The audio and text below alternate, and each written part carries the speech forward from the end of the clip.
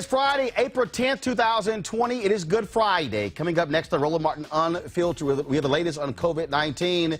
Remarks by Trump Surgeon General draws ire and fire from people. What he had to say about African Americans. Was he being racially insensitive? We'll play it for you and judge for yourself. Congressman Bennie Thompson of Mississippi joins us, talking about the need to address health disparities in the spread of this virus, but also what will Congress do to help black businesses. Critical care specialist Dr. Ebony Hilton will discuss the root causes that make African Americans more susceptible to coronavirus. Biologist Dr. Joseph Graves will explain why coronavirus is sure to come back. We'll also talk about the impact of COVID-19 on Africa and the Caribbean.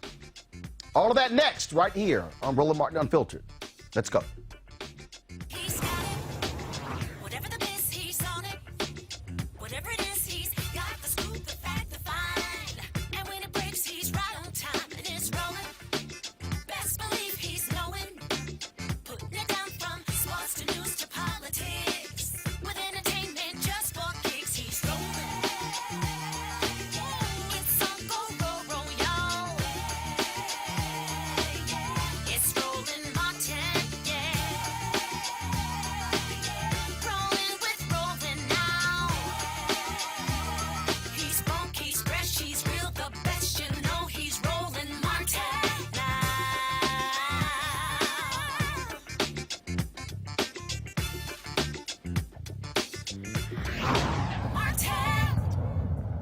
Folks, nearly 500,000 coronavirus cases in the United States. The number is 489,646. 18,034 people have died from the virus. 26,777 are recovering as a result. Folks, the death toll worldwide has passed more than 100,000. The epicenter of this virus, New York City, where New York Governor Andrew Cuomo talks about a potential second wave. Watch this.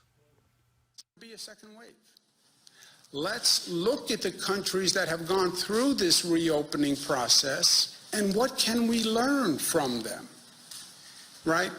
Well, we have to start to reopen. Let's look at what the other countries who have gone before us, what they did, what worked, and what didn't work. And when you take just a cursory review, you see caution signs. Hong Kong appeared to have the virus under control. They let its guard down. The virus came back. Hong Kong recorded the biggest rise in cases and a new wave of infections. Is that true? Could it happen here? Article yesterday, Italy has seen a bump in the number of cases. Before we take a step, make sure we are more informed and more aware than we were in the past. They're talking about a second wave for Singapore. You go back and you look at the 1918 flu epidemic. That was over 10 months. There was a first wave. There was a second wave. The second wave was worse than the first wave because the virus mutated. Third peak, and the whole experience was 10 months. Well, is there any extrapolation to where we are today? I don't know the answers. This is not what I do. It's not what a state does. But we know the questions, and we should have the questions answered before we take a step forward. Joining us right now is Congressman Bennie Thompson of Mississippi. Congressman, welcome back to Roland Martin Unfiltered. And thank you very much for having me. We have been following what's been happening. You have Governor Ron DeSantis in Florida who is saying, hey, open the schools up, but it doesn't look like kids get coronavirus. Today at the news conference, Dr. Fauci actually said, no, people under 25 can indeed get coronavirus. That doesn't make sense. You're there in Mississippi where you have what I call the second clueless governor in America, Tate Reeves, who ignored local mayors and chose to have all of these businesses open, declared nearly all of them essential businesses. Then all of a sudden we saw an increase there in Mississippi. Now you have Trump talking about, oh, May 1st, reopen the government. Is it just illogical and nonsensical to be talking about reopening the economy, reopening the country, when you still do not have a handle on this virus? It is absolutely nonsensical. we should listen to the health professionals. They are the ones who know how to address this pandemic. The politicians, the majority of the ones you hear talking, Roland, as they say, are talking without the facts. There's no one in their right mind who feels comfortable enough to put people back in harm's way, given what we're dealing with right now. So the president, Ron DeSantis, Tate Reeves here in Mississippi, and a few other governors, they absolutely have it wrong. So the people should not follow them. Listen to the health professionals. They are the ones who know. And obviously, look, I mean, we're all impacted by what's happening economically. Our business is impacted. So many other small businesses, major companies, people, of course, unemployment claims are more than 6 million. People have no idea. But look, at the end of the day, what we're talking about here is whether or not people are going to be in a situation where they may very well die. I mean, we have these stories of people not showing any symptoms and all of a sudden dying from coronavirus. Some people being impacted 2 or 3 days, diagnosed, and then they die. Other people, 2 or 3 weeks, and they survive. And so we've had numerous healthcare professionals on this show, on Roland Martin Unfiltered, saying we still do not have a proper handle on this virus in terms of how to spot it. Yesterday, we had an emergency room physician on, and she held up this massive chart to determine how to diagnose someone with the coronavirus. She said, I can't sit here and read this crap. I got to go with my own gut instinct. That's where we still are in America. Well, Roland, we have some other things. There are over 300 million people living in America. We've only tested 2 million. Every health professional you talk to said the best way to get a real handle on it is test everybody here. For some reason, the Trump administration is resistant to this notion of testing. Just as you've indicated, the indicators sometimes say one thing, but to another health professional, they say another. Everybody says testing, testing, testing is the way to go. But we've only done 2 million. Now, Trump brags and says, oh, we've done 2 million. That's more than anybody in the world. But that's 2 million of over 300 million people in your country. Say, get a grip. We absolutely have to do the test. Apart from that, what we have to do now is start targeting where we are sending people in to do the testing, just like Katrina. Well, here's when the cavalry comes, they'll come to the suburbs and say, oh, you come out here where we are. We're scared, afraid to go in there. Many African-American, Latino communities are not being served at this point because the point of decision-making is made by the governors of those respective states. So we're going to have to ramp up getting this done. The Congressional Black Caucus has just taken a position that we're going to go and demand that FEMA and other agencies step up and do the right thing based on what the data is now saying. And in fact, this is yesterday, Donald Trump at yesterday's news conference, being asked a question specifically about nationwide testing. Here we go. The administration discussed the possibility of reopening the country when the administration does not have an adequate nationwide testing system for this virus. Don't you need a nationwide testing system for the virus before you reopen? We have a great testing system. We have the best, right now, the best testing system in the world. But there are certain sections, there are certain sections in the country that are in phenomenal shape already. Other sections are coming online. Other sections are going down. And we, in addition to that, are giving out millions of tests. And every day we're doing it exponentially. We're picking up, and what we'll be doing in the very near future is going to certain areas of our country and do massive testing. It's not necessary, but it would be a good thing to have. Don't you need that, though, Mr. President, to make sure people are safe going back to work? You don't want to send people back to the workplace. We want to have it, and we're going to see if we have it. Do you need it? No. Is it a nice thing to do? Yes. We're talking about 325 million people, and that's not going to happen, as you can imagine. And no, it would never happen with anyone else either. Other countries do it, but they do it in a limited form. We'll probably be the leader of the pack. Please. Now, that was yesterday. That was yesterday's answer. Here is him getting a similar question today from Jim Acosta. Watch this. The job they've done is incredible. And you shouldn't be asking that kind of a question. Jim, honestly. Had the country been better Okay, look, prepared I really don't believe you're that bad a guy. this? You shouldn't be asking that kind of a question. You should say, you know what? It's been really incredible what's been happening. Jim, nobody's asking. What governor, let me ask you this. What governor, we have more tests than anybody in the world. We have virtually every country in the world calling us, asking us, how do we get these tests that you have? Your testing is the best in the world. How do we get it? They've done a fantastic job. And when you ask a question like that, it's very insulting to a lot of great people. Okay, one more, please.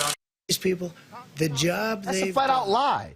In South Korea, they've actually, if you look at the population of South Korea compared to the population of the United States, they've tested more people per million. We're not even close. Not even close. He's lying. That's right. And he does it. He attacks the press when they try to hold him accountable. But that's just who this guy is. He is a con of the first order. And we are in the midst of a major pandemic, and he's lying every day he gets on a press conference. So the Congressional Black Caucus in the CARES Act 2, we're going to put some specific markers down for the small business, African American owned banks, credit unions, to make sure that we get a pro rata share of the money. This notion that, well, we'll give the money and then it'll work itself out, or a rising tide lifts all boats, that's not true. It won't happen. We have found out that with this $2.2 trillion, we're struggling to make ends meet in terms of helping businesses. More importantly with that, they fought us tooth and nail on simple things like unemployment insurance. They said people would be making too much money unemployed. You know, that's this notion that somehow people of color don't want to go to work. Most people go to work every day, work hard, and don't get paid the proper amount. So what we plan to do, and one of the good things that happened is Mitch McConnell didn't get his way on the CARES Act 2. And Pelosi, Jim Clyburn, and other people held their grounds and said, no, you're not going to throw this price up here and ask us, well, either you're going to support it or you against business. No, you can do yours, but we're going to bring ours to the table too. And what Mitch McConnell tried to do was say, well, let's do this one, and then let's do yours next. Oh, come on, give me a break. So what we plan to do on behalf of the Congressional Black Caucus is fight for black businesses, fight for a greater piece of this opportunity pie. You know, we had to fight to get houses of worship eligible to get some of this money. Or they tried to say, well, church and state is separate. No, Trump went to court and said churches could endorse candidates. Now you say we can't deal with churches. Nope. So now houses of worship can participate.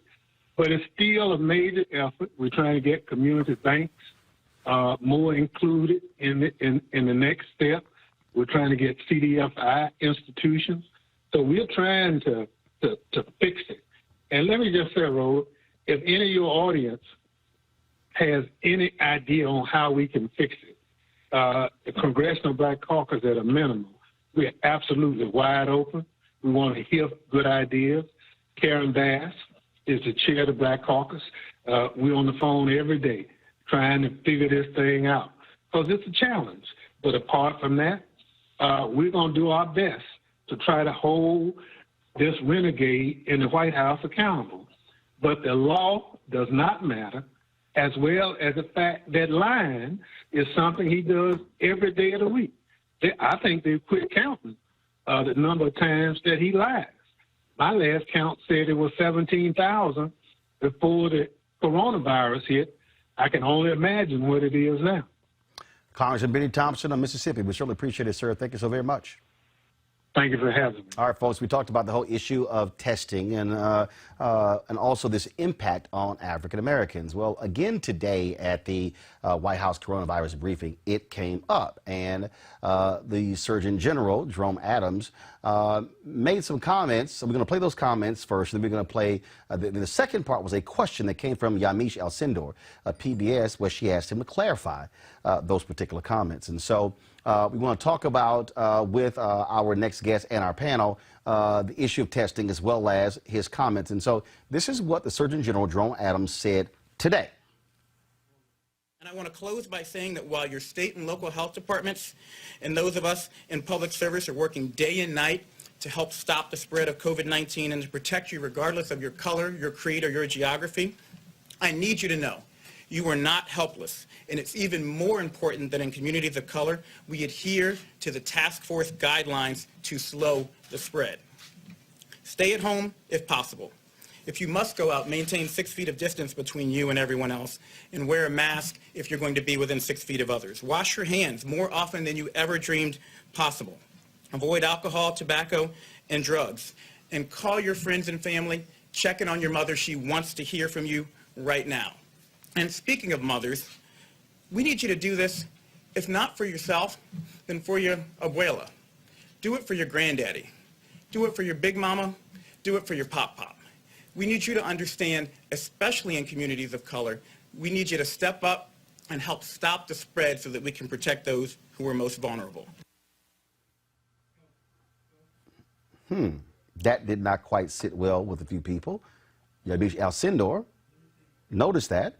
She then, later in the news conference, asked this question. Thank you, Mr. Surgeon General. Thank you. I have a quick question for you. You said that African Americans and Latinos should avoid alcohol, drugs, and tobacco. You also said do it for your abuela, do it for Big Mama and Pop Pop. There are some people already and there are some people online that are already offended by that language and the idea that you're saying behaviors might be leading to these high death rates. Could you talk about whether or not people could you, I guess, have a response for people who might be offended by the language that you used? Well, I use that language because that's the language. I've been meeting with the NAACP, with the National Medical Association, with others. I actually talked with Derek Johnson multiple times this week, the head of the NAACP, and we need targeted outreach to the African American community, and I use the language that is used in my family. I have a Puerto Rican brother-in-law. I call my granddaddy, granddaddy.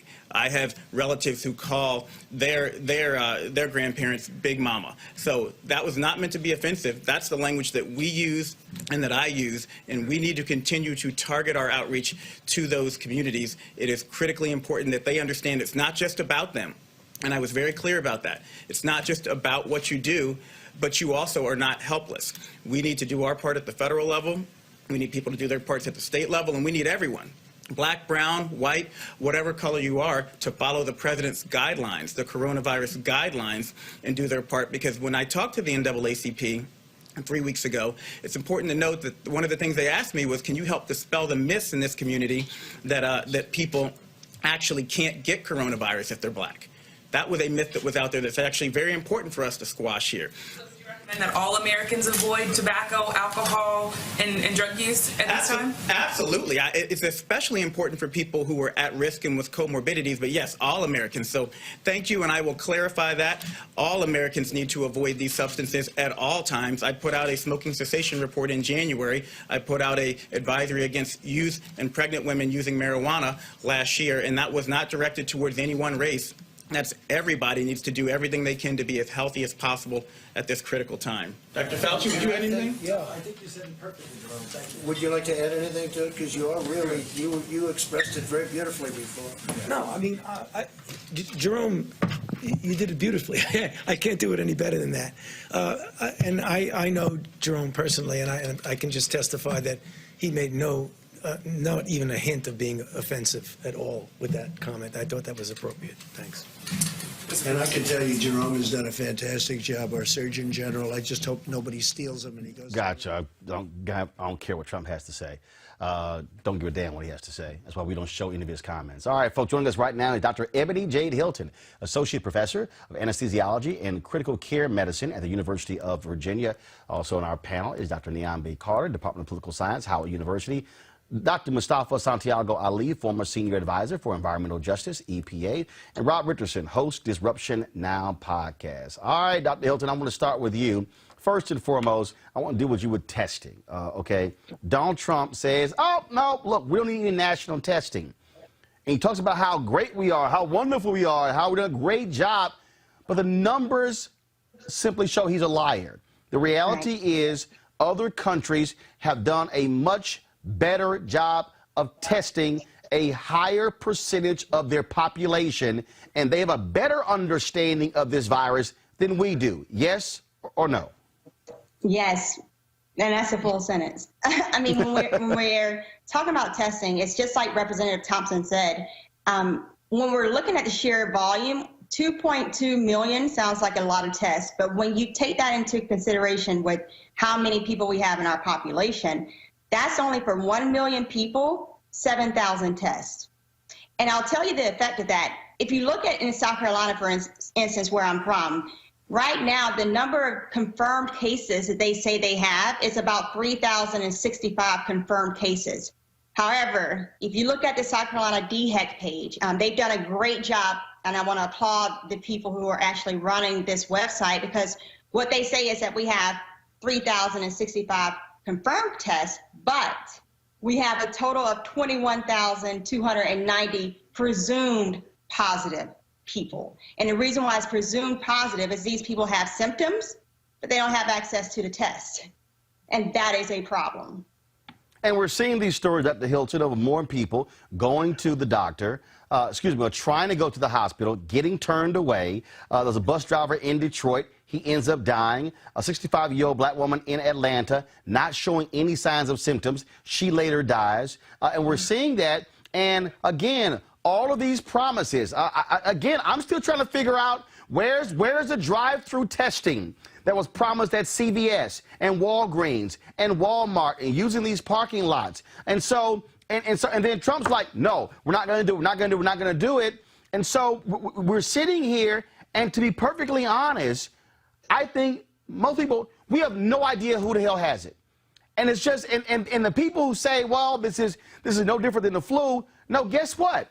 If I see you hacking, wheezing, coughing, I'm like, keep your ass on that side of the room, okay? Right. With this, you can't tell if somebody has it. Exactly. And that truly is one of the problems that we see. And what we know, too, what we have to take into consideration is they oftentimes say, oh, stay at home, as if people have the privilege of being able to stay at home. 1 in every 5 African Americans literally cannot do a remote work. They can't take their work home with them. And we know that just like this virus kills, so does poverty. And if I cannot feed and keep shelter over my family, if I don't have a choice in that, then what do you expect me to do? You know, this administration has lied on many different levels. But even as far as 2 days ago, they made an announcement that they were going to start to hold federal funding for these drive-through testings.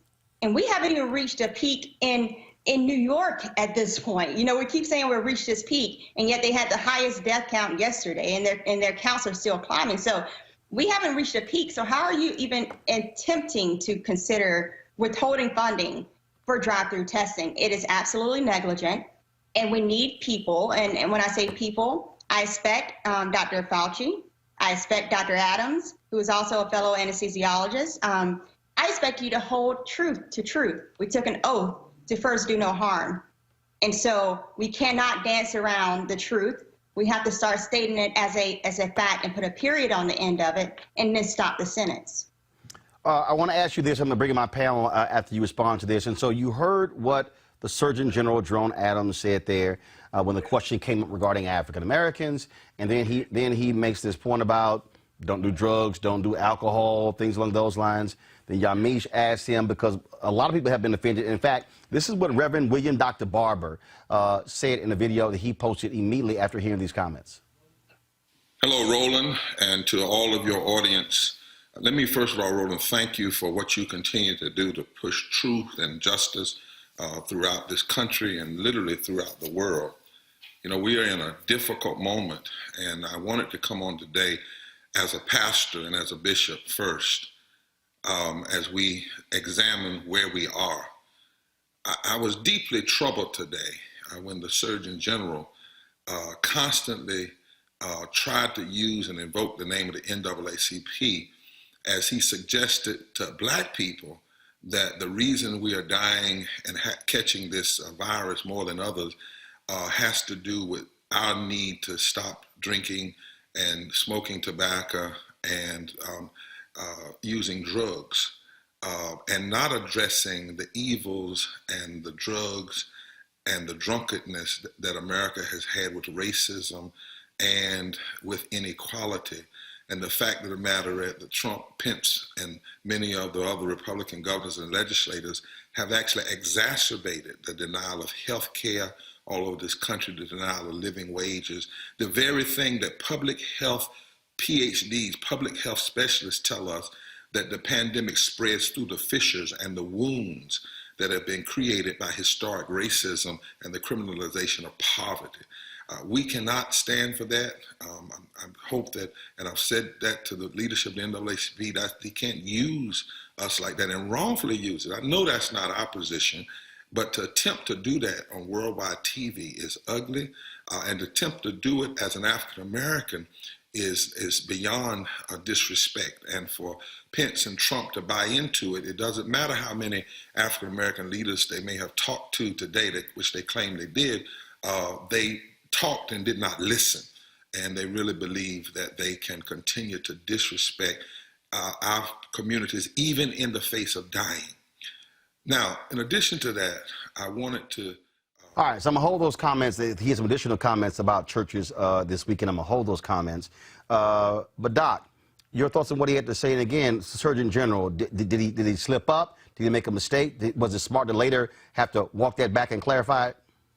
No, it wasn't a slip up or a mistake. It was stated, and I took offense to it personally, and several different things. For one, Dr. Fauci and President Trump, you can't tell if you're not the targeted population of an insult, then you can't tell us whether or not we can be offended by it.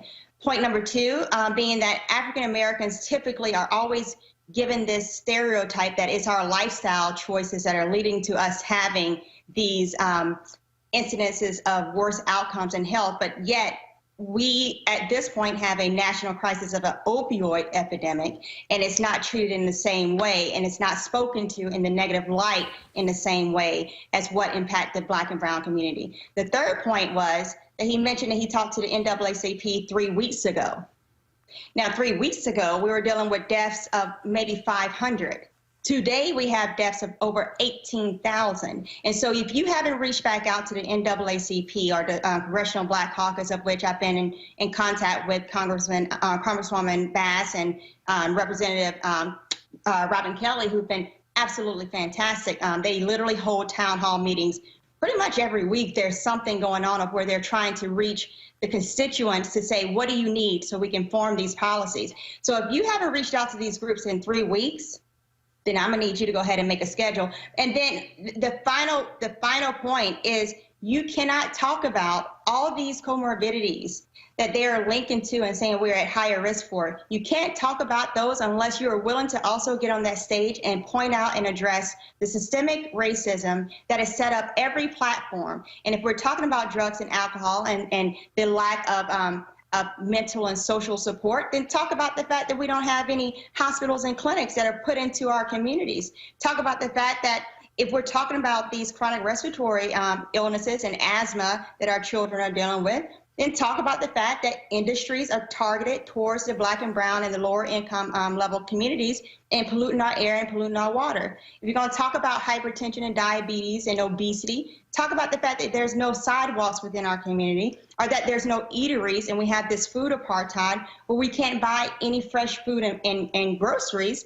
But we can go to the corner store because that's all that was put there from the redlining from 1930s on. So including from his president. So if we're talking about all those things, I hold Dr. Adams responsible as a fellow anesthesiologist for one, but I hold him responsible as take away my white coat. At the end of the day, I'm a Black woman trying to do what's best for my Black community. And what I know about Black people is that we're honest people. We work hard to promote community at all fronts. We've always banded together to take care of ourselves and to take care of not only ourselves, but other people. And to suggest that we are the cause of our own hurts and not that we are the victims of the system that was set up for us to fail in the first place, I feel like it's personally a slap to the face to the African-American community that will always be there to support you. Dr. Nyambe Carter, your thoughts? I mean, similar to the doctor, I mean, I thought that was very irresponsible. And even the way he framed it as if you do these things, then this disease will go away. And we know that isn't how viruses work.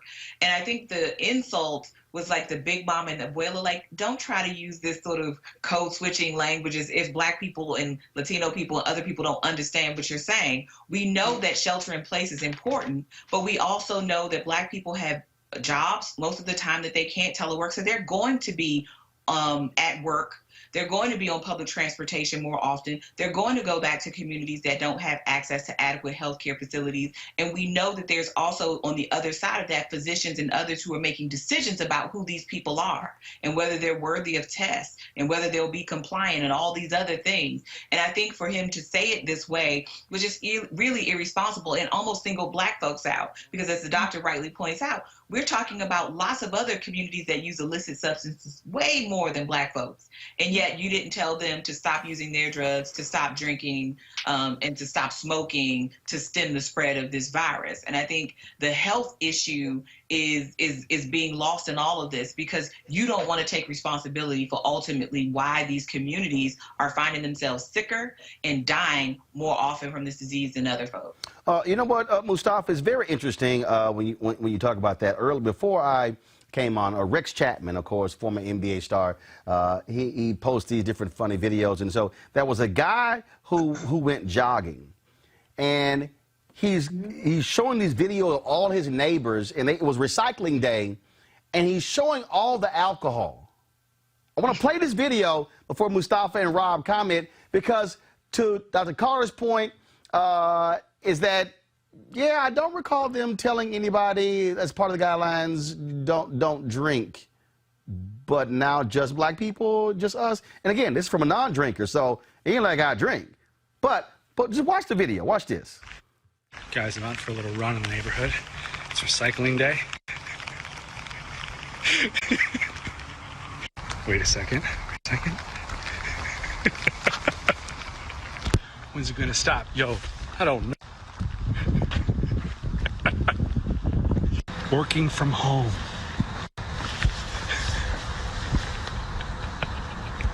All right, guys, what do we think? That counts. Now I'm just dying to know. What the hell's going on? So the year was 2020 and everybody was just fucking ham-sauced. They seem like nice people. Very respectable. Let's find out. Yeah. Guilty as charged. You know, we worked from home. We did a lot of home workout videos. Your mother got on my nerves. And, oh, by the way, we got... Okay. Wait. Guys, I'm out for a little run in the neighborhood. It's recycling day. So again, Mustafa, I mean, this guy's showing all his alcohol. Surgeon General, you might want to say this a month ago. Go ahead. You know, I don't even sometimes honor some of the foolishness that comes out of these people's mouths. We have public officials who've made alcohol, the places that sell it, essential businesses for a reason, so that folks could be medicated, so folks wouldn't pay as much attention to the challenges that are in front of us, so that we don't get engaged more in the process. And when he talks about behaviors, what he should have shared with the country was that, yes, behaviors are, what is helping to drive some of this, but the behaviors have actually been by the president when he decided to get rid of the pandemic office, has been from the president when he decided to cut the funding for affordable housing so that folks don't have options and don't have to live in generational housing. When the president decided that they weren't going to take care of these 20 million people who live in medically underserved areas and physician deserts. And remember, these choices were being made when the economy was supposed to be booming, but they decided not to move forward. What they do move forward on is rollbacks at the Environmental Protection Agency so that more pollution will actually go into communities, our most vulnerable communities, who then have these chronic medical conditions, who then are more likely to, have to deal with these impacts that are happening from COVID-19. There's a laundry list of behaviors that have happened from this administration that have put people in a much more deadly situation. Rob. Yeah, look, I'm not gonna repeat what everybody said about Dr. Adams. I think it's very clear the brother messed up and he was very wrong in what he said very clearly. I would just say that the one legitimate point that he made, because I agree with every point that was made in terms of the systemic reasons of why we find ourselves there. First point, just for the brother, listen, don't write down and say everything they tell you. Stop. It's not necessary, especially in this stuff, right? First point. Second point, he did make one legitimate point about this myth that a lot of black people that I heard did believe that we couldn't get it initially. I heard that this article was circulating, well, black people don't get as much. So, and lots of people saying, well, we don't have to worry about it as much. So that is something, that's the only legitimate thing he actually said. Right. Well, first of all, and here's the piece. First of all, we've done our part here to knock that crap down. Here's what happened. First of all, it was stupid from the beginning, but here's what happened. No, it was. Here's what happened. Like one more point after you're done. No, I want you to finish your point, but here's what happened. Early on, what happened was people saw the lack of infections in Africa. Right. What they didn't understand is that anybody who has traveled to Africa, you have limited flight options to African nations. So, for instance, if I want to go to Paris, France, I can go book me a ticket, get my passport, go to the airport, hop on a plane, go to Paris, France, we're good. I just can't do that if I want to go to Ghana. I got to get the visa. Right. And so it was, then it began, so you had limited for people who were traveling from Europe, from China, but we now see the cases in Ghana, in Senegal, in South Africa, because you begin to see this thing there. And so it was nonsense. People were saying that, and there's still people who are making these crazy comments, and so that's why we keep knocking down the conspiracy theories and all these other people, who pop up and do a show. No. We've been on this every day for a month for precisely this reason. Go ahead, Rob. Yeah, and we really have to do that because, to your point, when a lie travels 1,000 times, it takes 5,000 times for the truth to actually overtake it. So we have to keep repeating this over and over and over again. Not only do black people get it, we're more susceptible, clearly, so do not believe this myth. So I think that's the only thing I take relevant from what he said. The final point I want to make, this is another example of the most negative stereotypes being used against African Americans. And we saw this play out, I would say, here in Cincinnati, Ohio. You might have seen this guy. There was one person, he was the brother who did some ignorant stuff, started a huge party, said we're not worried about Corona. He got a bunch of we showed the video right I'm here. Sure you did. And he got arrested. You did, right? That was right down the street from where I used to live just like a month ago. Anyway, he did that and they sent him to prison. But here's what I want. I want equal enforcement. We have a big church called Solid Rock that is a mostly white church, and they're holding service in spite of the stay-at-home orders. So if we're going to send him to jail, I think these people trying to use faith is really foolishness. They need to go to jail too. I'm glad you brought the faith issue up. I want to play the rest of what Reverend William Barber had to say, and I want to talk to Doc about that because, we have been really trying to make the point all week, hashtag Easter at home, hashtag Resurrection Sunday at home. This is Holy Week. I totally understand. Today's Good Friday. You have Resurrection Sunday, but the reality is churches can very well be incubators of coronavirus. So here's the rest of the comments from Reverend Dr. William Barber, and I'm going to come back with Doc to get her thoughts and talk about this as well. Say today. I wanted to say today to our churches and our other religious bodies in the black community, let's not be fooled in this moment. Social distancing and not gathering in our congregation has nothing to do with faith, nothing to do with our spirituality. It is actually being faithful to the gospel and faithful to the word. When the children of Israel, the Hebrew people, had to deal with a Pharaoh, a narcissistic Pharaoh, God actually told them, social distance yourself. Go in your own homes. Let us remember that. Let us remember that the greatest revival, one of the greatest in the Old Testament, didn't take place in a temple. It took place in the valley of dry bones. Let us not forget that when God said about where he would be present, he said, where 2 or 3 are gathered in my name.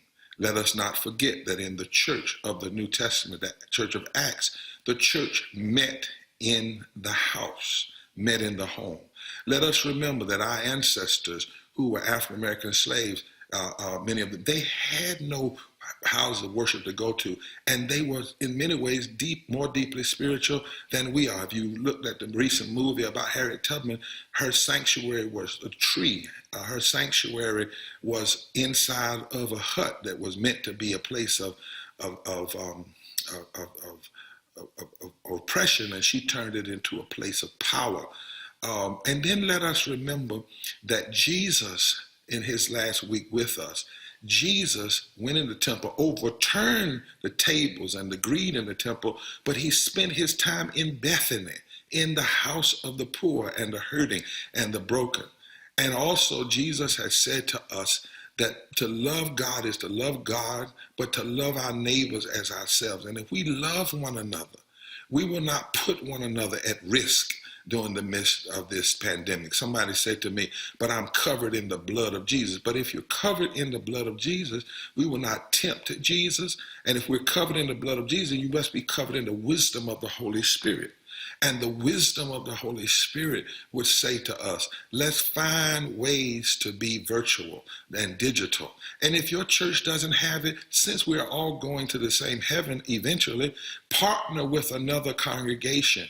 This is not the time for us to be selfish. At our congregation, we have been online for Bible study, and we've actually had an increase in the number of people attending Bible study. We've been online for worship. And we have last Sunday had 32,000 people join us for worship, more than we could ever fit inside of the sanctuary, because we're putting our attention now on using those things that are available to us. Let us be creative in this moment. Too often the prince of the air has stolen the airways. Let us take them back over. But let us please not put people at risk. I had a pastor say, but what about my offerings? Well, you said you serve a God who has cattle on 1,000 hills, and you've been preaching to your people, God will provide. And if you protect the people, guess what? After the pandemic, they'll still be here and be able to give, and God will restore what this time of pandemic has taken away. But please do not put people at risk. We cannot be mad with the president for not calling for a lockdown. We cannot be mad with the irresponsibility of this president and his team, Pence and others, and all of the things they did not do to address this pandemic. And then we turn around as moral leaders and be just as irresponsible. Faith in this moment. Remember what Jesus said. He said, it is one thing to believe, but blessed are those who have not seen and yet believe. Our people have the kind of spirituality that they don't have to see a crowd or see a church pew or see a pulpit to believe and to worship. And so let us find ways through digital and mobile to do that, and let us preserve the life and the well-being of our people. I ask you this as a pastor, as a bishop, as your friend, in Jesus' name. Amen. All right. Doc, here's the thing that I find to be interesting. I'm listening to all of these people. I follow some people on social media, and they're whining and they're complaining. Oh, my God, Florida only has 705 cases. It's a state of 21 million. And why is the whole state shut down? And California, and we should just open it all back up. The reason, when you hear the mitigation, when you hear people talking about we're getting to the flattening part, is because of those measures. I just don't, like what is required to get it through the heads of people? Or maybe you just don't even waste your time with that. You just keep the hammer down as long as you need to in order to deal with this pandemic. I mean, it's one of those things, like I said, to give a representation. In South Carolina, you can look at the numbers and say, oh, there's only 3,000 people that's confirmed positive. But when the South Carolina Department of Health goes a step further and says, but we presume 21,000 at least are positive, we just don't have the testing in order to do that at this point, that tells you how wide of a gap. And so before people start to rely on these numbers, just remember that we're not testing people. You know, I appreciate the man of God's words. I oftentimes go back to thinking about Noah and the ark, of where God said and told Noah to let the people know, I'm going to send the flood. And you may not see the raindrop yet, but it's coming. And in the South in particular, we have to remember when we're looking at the numbers of New York City alone has 62 hospitals, right?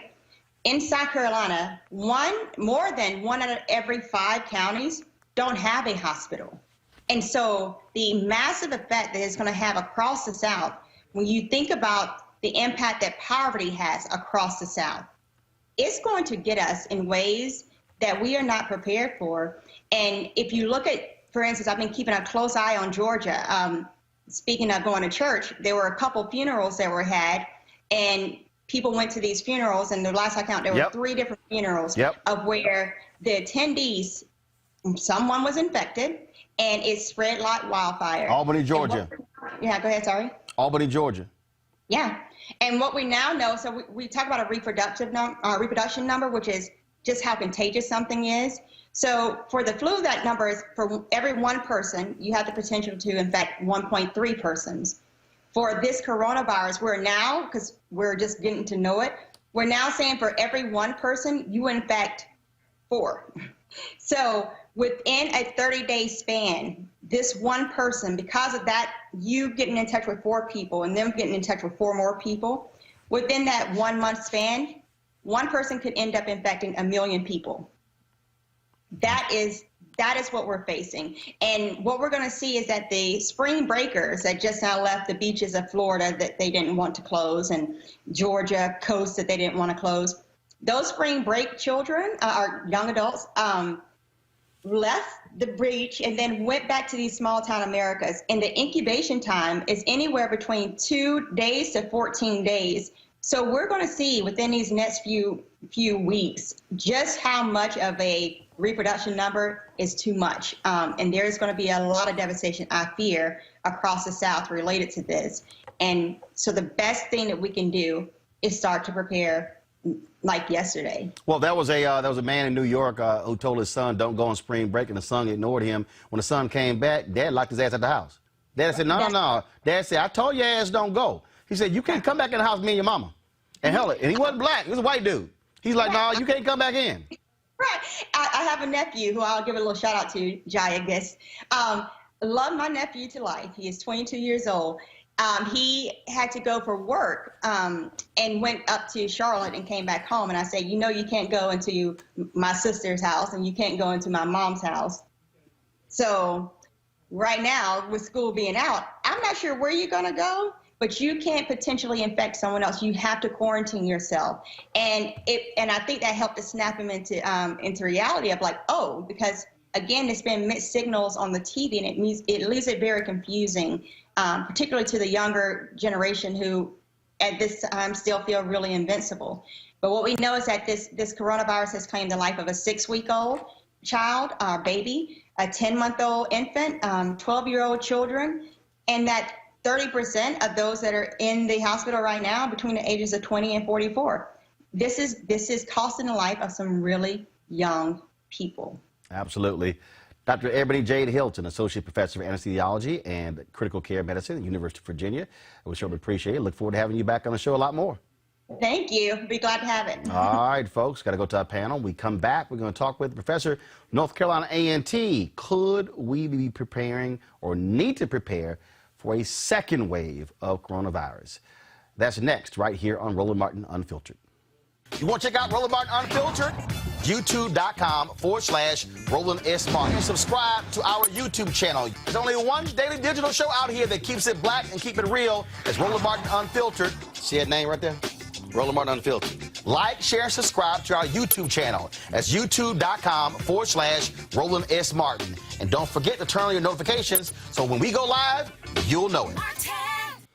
All right, folks, while there's a flattening of the curve in some areas, the virus continues to spread in others. Everyone is looking forward to getting back to life as usual, but scientists believe that COVID-19 might come back again soon. The coronavirus mutates and continues to return in different iterations. COVID-19 is just the latest example. Joining us again, Dr. Joseph L. Graves, Professor of Biological Sciences at North Carolina A&T. And we still, of course, have our panel here, Dr. Neon Carter, Mustafa Santiago Ali, as well as Rob Richardson. All right, Dr. Graves, we all got questions for you. What the hell? This thing might come back in a different form? What's the deal? Okay, so one of the things you have to understand about coronavirus is that it's an RNA-based virus. Now, for your listeners and viewers, usually the way biology works is that DNA makes an RNA, which makes a protein. But in the RNA viruses, you first have an RNA strand, which then makes a DNA strand in your cells, which then goes on to make its RNA and the proteins of the virus. Now, in this process, there are two enzymes that make this possible. First is what's called an RNA-dependent RNA polymerase, which is an enzyme that basically puts the RNA parts together. And there's also an RNA-dependent DNA polymerase, which is the enzyme that puts the DNA together. Now, in the RNA viruses, neither of these sequences, none of these enzymes have a proof-checking ability. So in our cells and bacteria cells, when RNA polymerase and DNA polymerase work, they usually have basically a spell check that determines that the sequence is okay.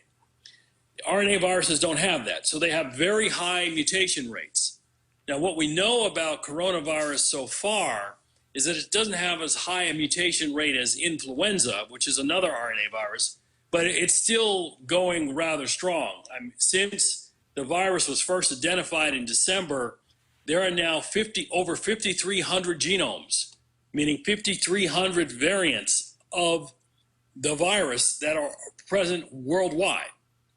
Now, some of these variants are going to be milder, and that probably is what explains why there are some people who have mild cases of the corona disease and aren't showing really terrible symptoms, but then there are some that are really bad, and those are the ones that are killing people really quickly. So, since anytime you replicate a genetic code, mutations occur, this virus is going to come back again. And we already have evidence that the southern hemisphere, which is now headed towards winter, is beginning to see outbreaks of coronavirus there. Northern hemisphere is heading towards summer. In the summertime, we expect that high humidity and high temperature is going to act to activate this virus and slow down its spread. So the long and short answer is yes, the virus is going to come back again. So the defense is going to be developing a vaccine, and you want to make the vaccine from parts of the virus that change really slowly. And also you want to attack portions of the virus in terms of drug therapy that are crucial. And those two areas are an enzyme that's called its main protease.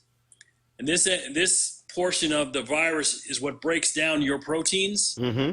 And then there's also a portion of the virus, which is the polymerase, which puts the RNA and DNA together. Both of those can be attacked by drugs, by antiviral drugs. But we're still about 18 months away from having a vaccine or from having drug treatments that work. Wow. Well, we had, of course, we had a doctor on from Harry who said that he said, look, everybody keeps talking about even 18 months. He said the shortest we've ever had a vaccine created was 6 years. Yeah, I mean, if you're talking about something that we're really sure is going to work, it's going to take longer. I mean, clearly, because we're in an emergency situation, people are working on this all out. Right. But the earliest I've seen for projections of a vaccine are 18 months. And again, because of the coronavirus is going to evolve, that means that the vaccines are going to, again, need to be updated as new mutations occur and possibly change parts of the virus that the vaccine is recognizing. Well, my panel has some questions for you. I'm first to start this round. Mustafa, what's your question for Doc? Doc, yes. So what you've been sharing with us is, you know, this cyclical process that goes on with these viruses. But we should also sort of highlight for folks, or I guess the question is, we know South Korea has had a good testing system in place. You know, they were able to get their people in alignment. We know a little over 10,000 folks died. About 200 people died. 10,000 folks were impacted. But recently, there's been new information that's come out that's shown that over 100 people have now gotten reinfected. Now, of course, there's other, you know, analysis that has to be done. But what's your take on that? Well, reinfection would suggest to me that they were infected by a new variant of the coronavirus. So your immune system, you know, when it develops antibodies, it develops, and it's not clear what it's going to develop antibodies to. Most likely it's going to be those spike proteins that allow them to enter our cells. But again, mutations occur in those spike proteins, and essentially they're changing themselves so that the immune response doesn't see them anymore. So, and it's really important for your listeners and viewers to understand that, you know, if you get sick with coronavirus and you recover, that is not a guarantee that when the next wave of coronavirus comes around, that you're going to have immunity. Some people will, some people won't. Dr. Carter. Hi, Dr. Graves. Thank you again. This is always important when we hear you. I'm curious about reopening the country. So we hear all this conversation, particularly from the president and others, that they want to go back to business as usual. But it seems like we're still on the front end of this thing and not on the back end, and there will still be moments where this reoccurs. What do you think we should be doing? Because the country will reopen at some point. Should we give up handshakes and all these usual ways of greetings? Like, what do you think this post-COVID life is going to look like, or at least a life with COVID? What does that look like? Essentially, and this is something, again, I think in the last segment of the show I was on, I mentioned to people that, number one, people in my field have been predicting that these pandemics would be arising in greater frequency due to the current conditions in which human beings live. So we really need to rethink how our societies work.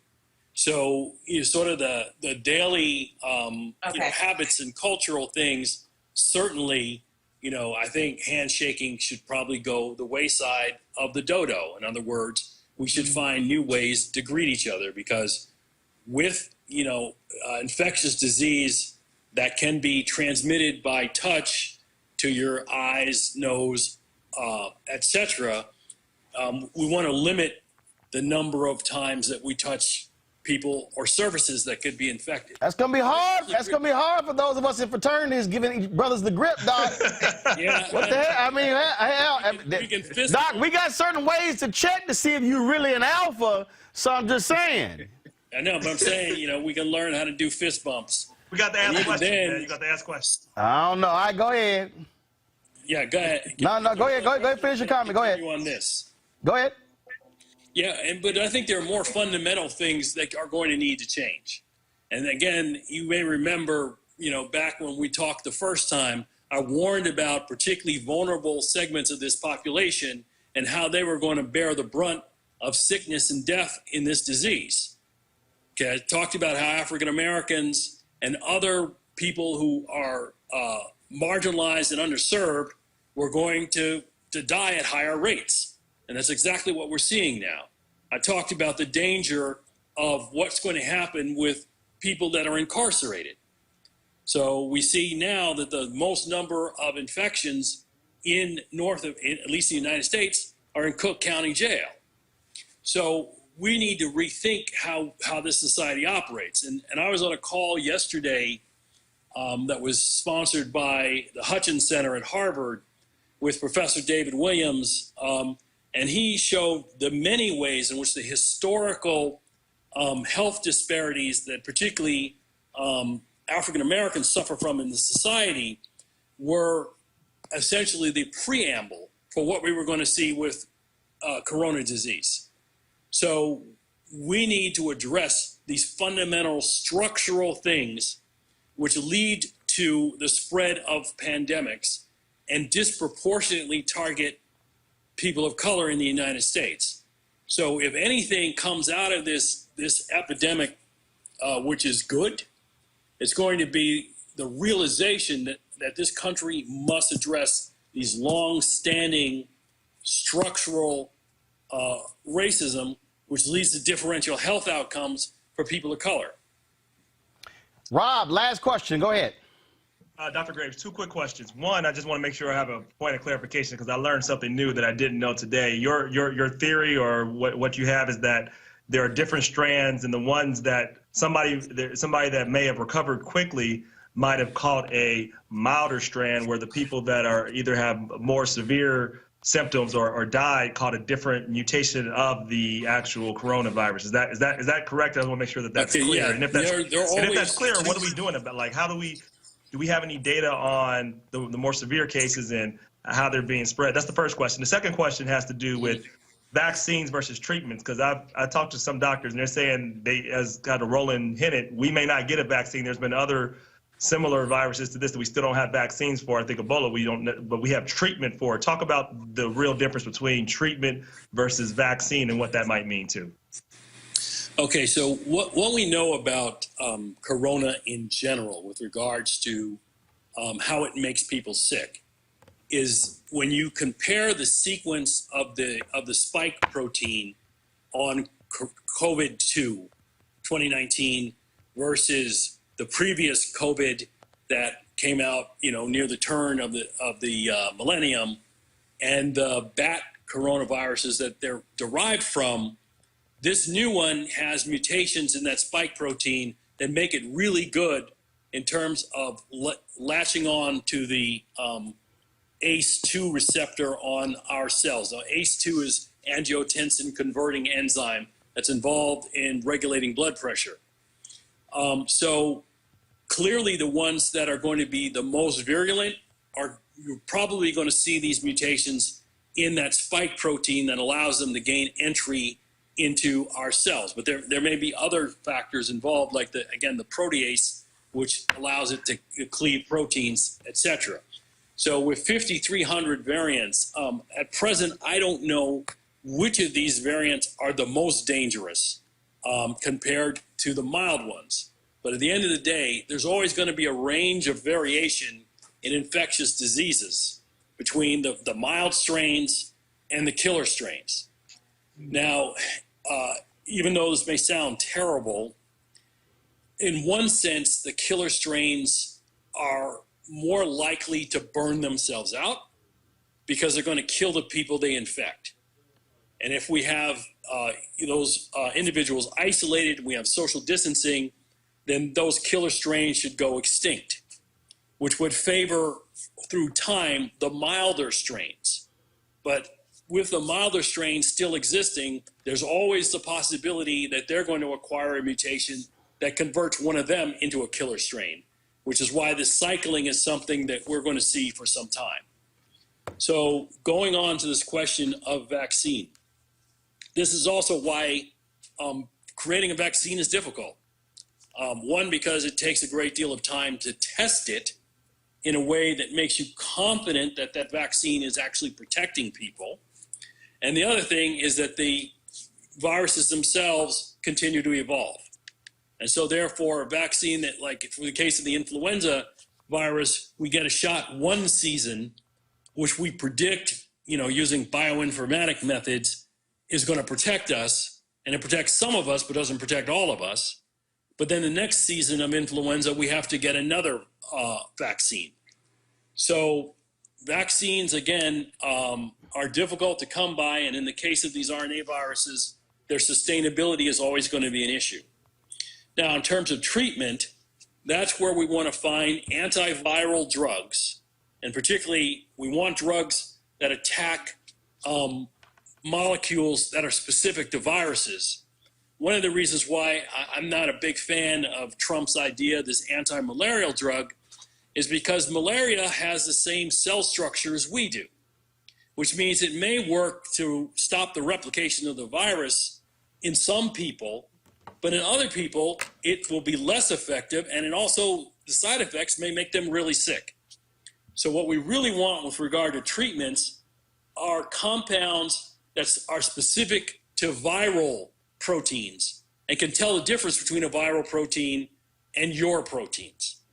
And what I understand is there is movement in the direction towards these treatments, but again, we're at the minimum 18 months out before we have a treatment. And then there's the question of doing case control studies to be sure that these treatments are in fact working and that they, again, their side effects are not specific with regards to targeting any one group of people, which can also happen. You know, I'm glad you made that point, because all these conservatives have been making a big deal out of this black woman, a state rep out of Michigan, who's a Democrat, who said that hydroxychloroquine was used and it saved her life. Trump sent a tweet out saying she thought she was dead. I think she'll be voting for me now. And again, they had her and Laura. That's some live BS. I don't care. And Trump could save my life, I still would never vote for that. and this is what she said, quote, here we go to my iPad. For me, it saved my life. I can only go by what it is that I have gone through and what my story is, and I can't speak for anyone else. So that's not what I'm trying to do here. I'm only speaking for myself.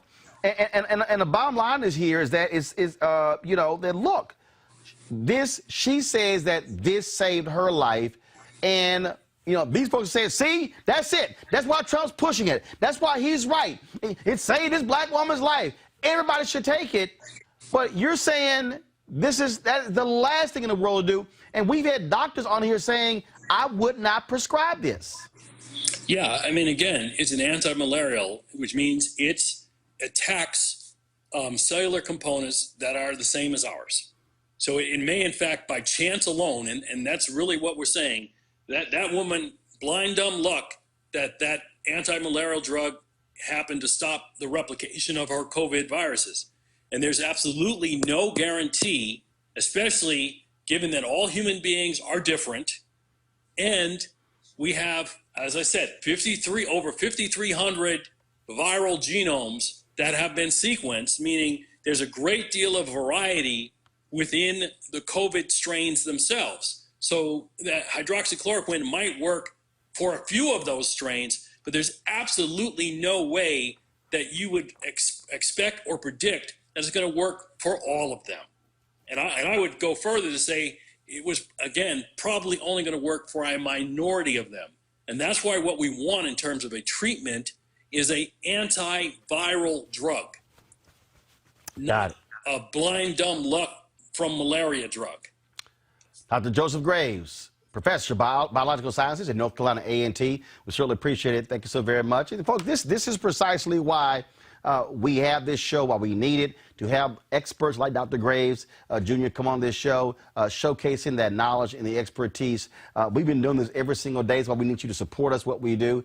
You can hit us up via Cash App, of course, $RM Unfiltered, via PayPal as well. Join our Bring the Funk fan club. Your support helps us make this possible. And again, we've had some phenomenal African Americans being able to showcase their knowledge. And for some reason, the other networks, they don't call them, but we seem to know how to get their phone number and put them on. I wanted to say that too, Roland. Go ahead. What I notice on CNN, which I watch every morning, they seem to find all sorts of African American celebrities to put on, but they don't seem to know how to find African American scientists and medical practitioners to put on.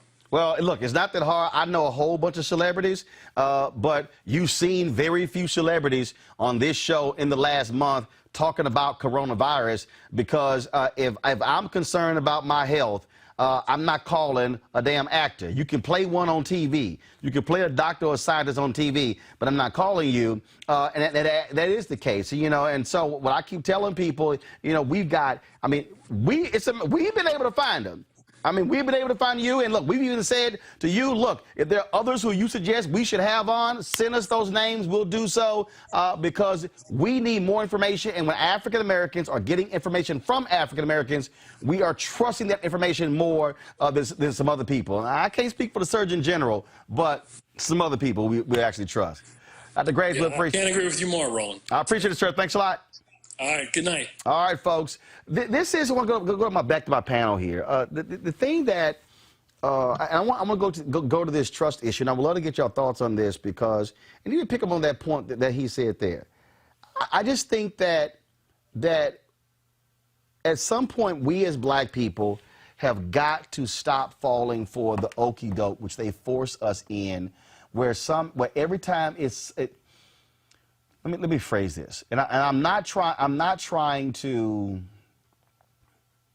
diss other black media outlets, but I think what has happened is we've fallen for this whole deal that unless a black celebrity is talking to us about something, Dr. Carter, that we're not smart enough to listen. I'm not, and let me just be clear.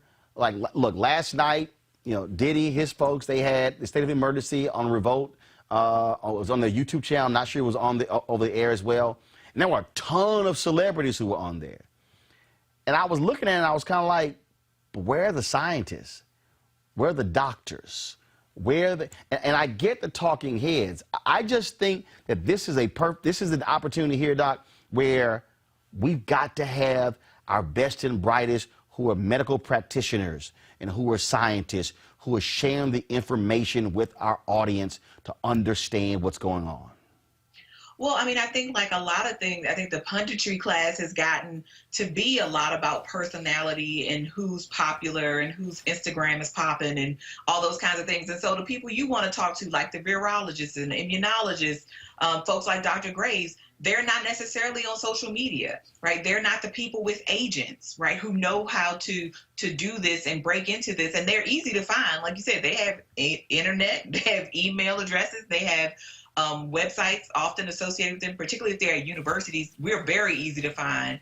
And most universities have speakers bureaus or any kind of communications office, but we don't often do that. It's easier to get the same old people that people know because to a certain extent, and this is not to be an insult, we're looking at professional black people, not people who are professions in their area. So we look at, you know, black pundits as sort of the Swiss Army knives, and they can talk about everything, regardless of what their professional expertise may be. And I think we have to be very careful, particularly in this moment, not to do that, right? I can talk about sort of the politics in the context around COVID-19, but I don't know anything that Dr. Graves knows or what Dr. Hilton knows. I can't speak on it in that way, and they are important too. And I think in our interest in maybe making things more interesting or sexier, we go to the things that people know or the people that people know who have these followers who may tune in. And we are not thinking about the fact that there are these other folks who have a different kind of expertise that they can bring to this issue. And I think you're exactly right. Black people are very much astute and can be clear about who can say what or who knows what. But I think those same people who are trusted have to do the work and say, you know what, this is beyond my depth. I can talk about this much of this thing, but I need to actually leave it to some other people to bring you a different kind of information. And I think that's really important. So in this moment, I would say for all of us who are getting these phone calls and getting these requests, if it's not something that you know, say, you know what, I don't do this, but I know this person who can, or I can put you toward the people who can, because I think that's going to be really important to make a space for those people who do public health, who do other kinds of work, epidemiologists and others, to get in on this conversation. There are folks, black folks, who do that work. You just have to find them. And you know, Rob, I understand. Look, we all get ratings. We know we need people to watch. But here's the deal, and I'm just going to put it out there. I don't see white celebrities leading the dialogue when it comes to coronavirus to white folks. I don't see it. Look, the same thing happens. Look, when you talk about politics, okay, same thing happens.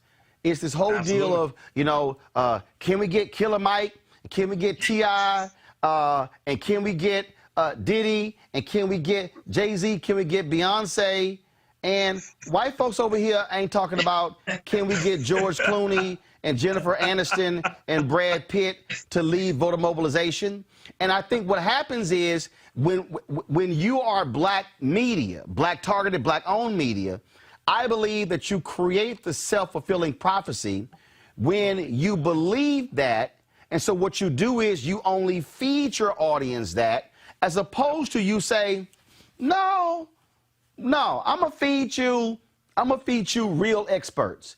And you gotta be willing to say, I might have a lower number of people who are watching today, but if I keep feeding you more and more and more experts, you're gonna wake up and realize, like, damn, they're feeding me properly, as opposed to somebody who, yes, who has a big Instagram following or social or Twitter or Snapchat, but they can't give you information. Right. I mean, look, if we, Roland, want to actually disrupt these common narratives and constructs, we have to be different from mainstream media, because, you know, mainstream media will do the same exact thing.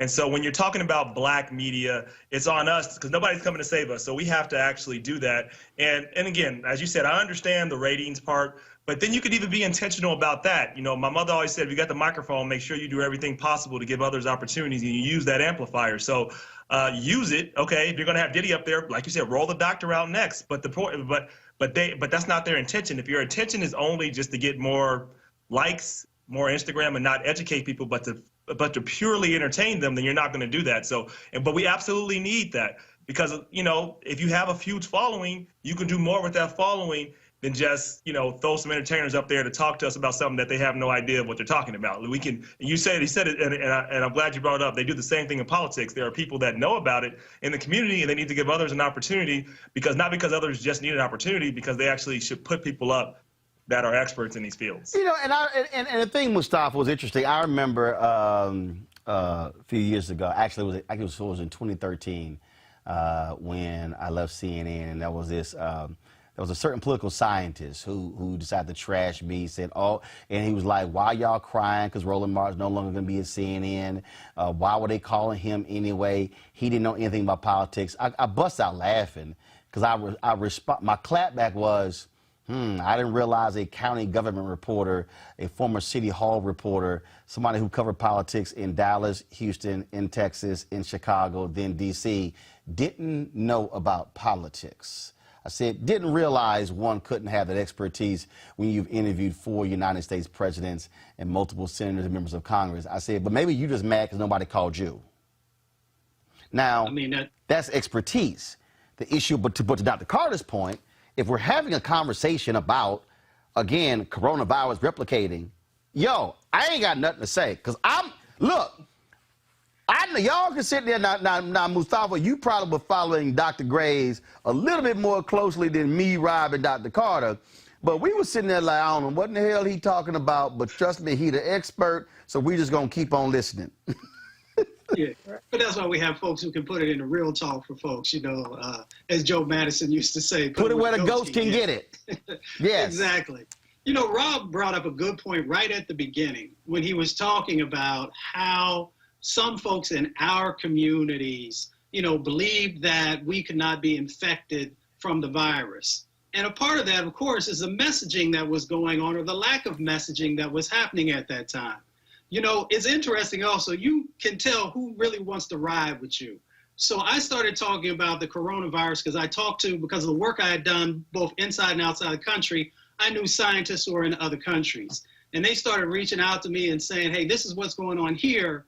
And we know that you've always been focused on vulnerable communities. You know, we want to make sure we're sharing this information with you. So it was like January 20th, I started talking about it. And I actually put together like a little one-pager, and I shot it out to all those different folks who had been, you know, I'd been on their shows and stuff before on CNN and MSNBC. Nobody got back to me. The one show where someone actually started talking about this was your show. And, you know, we began to unpack this over time. And that's why it's so critical that we have these types of platforms that have folks who really care about our communities, but also understand all the different dynamics that are going in, inside of our communities. We talk about housing and transportation and jobs, and we talk about the environment, and we talk about systemic racism and how all of that comes together to create these challenges, and is now playing out for the country. And, it's amazing. People keep saying, well, and the president said, it's amazing what's happening to African Americans. I just never had any idea that this would be able to impact them like this. Well, if you had ever actually paid attention and spent any time in our communities, you would understand the challenges that were going on, and your policies would be reflective in helping to build our communities up. So he has responsibility, but the media also has responsibility, because they, by not putting the voices of expertise on, are creating the same sort of disproportionate impacts. And it's a shame, really. And I'm so thankful to you for always having an open mind and always looking to bring in the new sort of aspects of the conversation, along with the anchoring points that we know are going on in our community. So let me say this here, and let me be real clear, okay? I'm not taking shots at Didi or anyone else. I'm not. I know them. I'm glad they did their state of emergency. But what I want us to do, I want you to stop listening to some celebrity running off about 5G, causing the coronavirus, okay? I want you to stop listening to the people just running their mouths. Oh, this how this thing was created. We have black expertise in our community. We have numerous people who can speak to these issues. We've got African Americans who are in manufacturing of masks as well as gloves. We got African Americans who are out there developing their own tests. We've got African Americans who at the CDC who are working on this. We got African Americans at HBCUs. See, this is no different than, you could ask Dr. Greg Carr this. Whenever I watch these documentaries about something dealing with black history, do you know who I typically see? This African American who's at Harvard, this African American who's at Yale, this African American who's at Columbia, this African American who's at Princeton. And again, y'all, I ain't go to HBCU. But I'm sitting there and I'm like, man, you mean tell me ain't no black experts at a HBCU? Gerald Horn is an unbelievable historian. He's at the University of Houston. I ain't never, out of all these black documentaries I see, I ain't never seen Gerald Horn in any of them. And his books are unbelievable. Yet, again, it's Princeton, it's Harvard, it's Yale, it's Columbia, or if it is somebody black, it's the New Yorker, it's the New York Times, it's the Washington Post. And so what I'm trying to get us to understand is that then it's, okay, well, let's go get the black person at Duke, the black person at Georgetown. If you go to the black person on coronavirus at Georgetown, you can find the black person who's at Howard. Indeed. If you can find a white expert or even a black expert at Duke in North Carolina, you can find Dr. Graves in North Carolina A&T. And so the other point is why these platforms matter. And again, it ain't bragging. As Joe Namath said, it ain't bragging if you can do it. The reality is there are more than 30 black people who you see on these networks who I put on. The platform matters because they are able to showcase their expertise and their knowledge, and they're not going to ever get that first shot at a CNN or MSNBC. And so that's why it's important. So we need you to support us, what we do. So if you're watching on YouTube, we got more than 3,000 people watching on YouTube. Y'all can support us right there on YouTube. Our goal is to get 20,000 of our followers, folks, contribute $50 for Bring the Funk Fan Club a year. Show's totally funded. We don't have to rely on an advertiser dollar. We can be totally independent, but we've got to have this because I'm telling you right now, we're not trying to have a coronavirus conversation once every 60 days when thousands of black people are dead, then go, oh my goodness, there's an emergency. No. We're going to pound this thing every single night. And I'm just going to read for y'all a text that I got today. And I was blown away when I got it. This brother out of Alabama, and he said, "You are incredible as far as always being on point and carrying an effective message for the people that need it most. Your message about not attending church hit home in Montgomery. People needed their eyes open as ministers were refusing to close the doors and use modern technology. Mayor Stephen Reed praised you for making a point effectively." Y'all, if we don't have our own platforms, we can't inform our people. And trust me, you don't get the same information that's specifically black for you on these other networks. That's why it's important. And so we appreciate all the support. We come back to show you a perfect example. Folks, there's a global pandemic, and countries in Africa and the Caribbean are not exempt. Also, the Trump administration, why are they stopping and seizing masks and PPE targeted to these Caribbean countries? We'll talk to an expert next, right here in Roland Martin Unfiltered.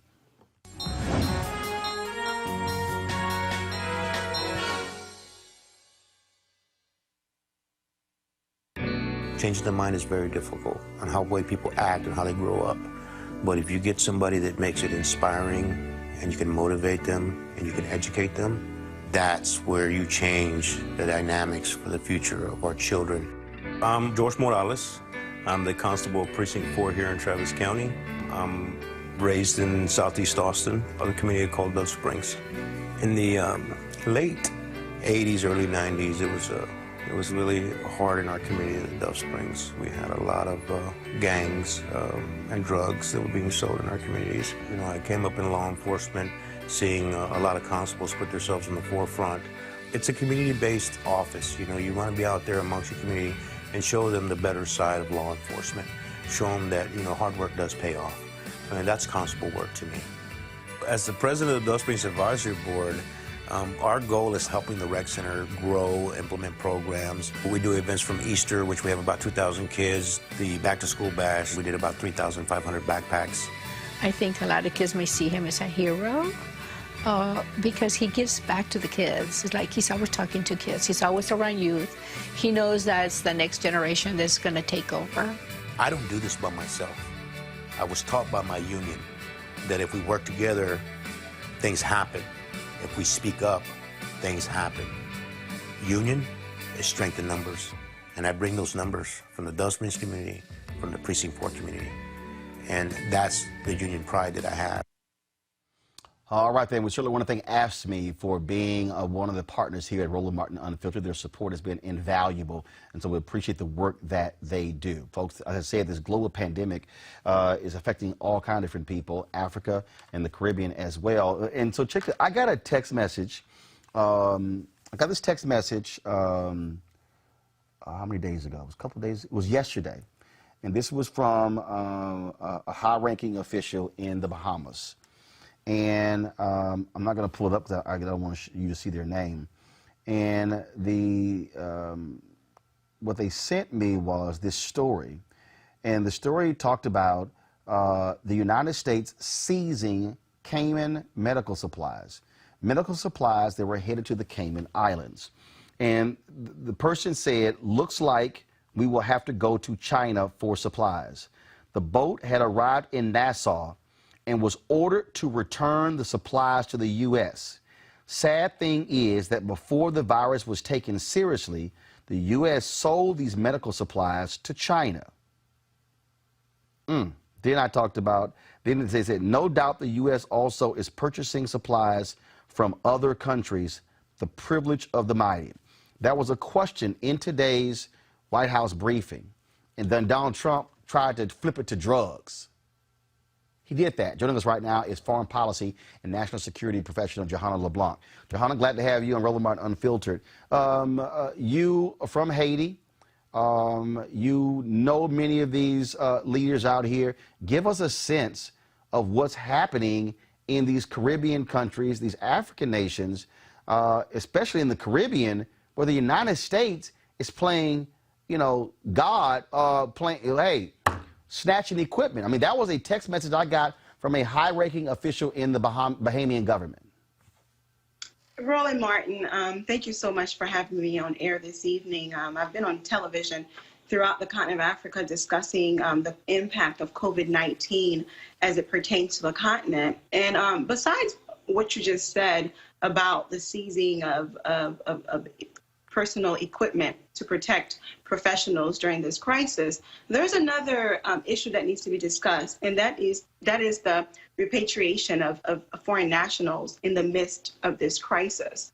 The unfortunate reality is that the administration is sending folks back to their home country during this crisis, and we're talking about not individuals who have necessarily criminal records, but just individuals who may have entered into the country illegally or who may have overstayed their visas or whatnot.